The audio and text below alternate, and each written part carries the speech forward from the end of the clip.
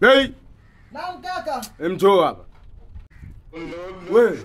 Naam. Hiyo style gani? Ni dada Zai. Kondo umeamua kupigana style kupaka mafuta au si?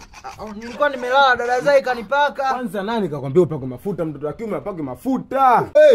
Yaani wewe tangu lini usiangalia hii style gani? Uko salama kwa nini ndugu yangu?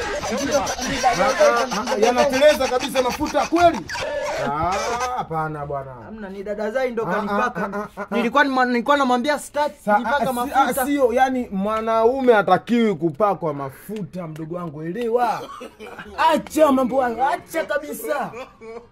Sio vizuri, akaniambia nataka nitume kwa mama. Mdogo wangu, sio kweli bwana. No.